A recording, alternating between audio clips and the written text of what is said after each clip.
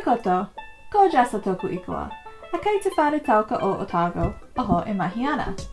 Hi everyone, my name is Jessa and I work at the Otago Museum. But like all of you, I'm actually at home today, safe in my bubble, and working on my amazing blanket fort. Now this design is still in progress. I'm still trying to figure out how to add a roof. But you'll notice I intentionally made one of the walls of my fort white, because I thought it would be a great opportunity to practice my shadow puppet shows. But all of my shadows are coming out kind of dark and gray. And it's really making me miss Tuhura. Because in Tuhura, we have this amazing exhibit where you can make shadows that are all different colors.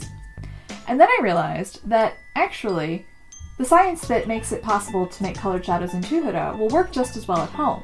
So first, I needed some torches of approximately the same brightness. We seem to have heaps of head torches. Now you can do this with 2, but 3 is even better.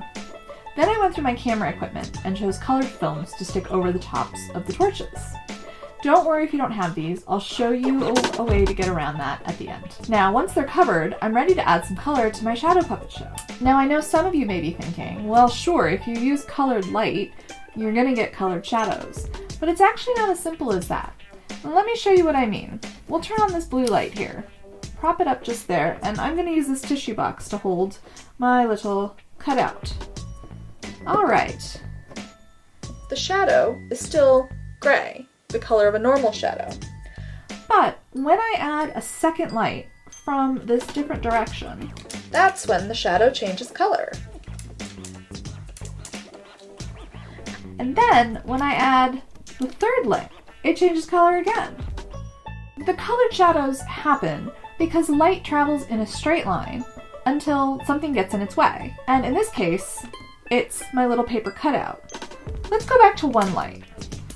When I had one light on, the light traveled until it hit my little cutout figure and got blocked, leaving this dark splotch in the shape of the cutout as the normal shadow.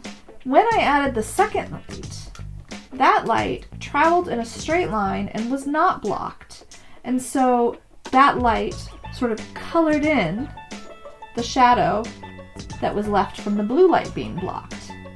Now adding the green light is fun because it just adds another dimension of color. Now, if you want to try this at home and you don't have the colored films, don't worry. I've come up with a bit of a hack to get around that. Now, you'll want at least 2 torches of approximately the same strength of light beam. 3 is better. And you'll want some markers. 1 of each color of the primary colors of light. So red, blue, and green. I only have blue, unfortunately. You'll also want some tape. And what you're going to do is you're going to take the tape and you're going to cover the lens of the torch. And then you're just going to take your pen and you're going to color it in. Make sure you're only coloring on the tape. You may also want an adult around because the torches can get quite hot and we don't want you to burn yourself or risk melting the tape.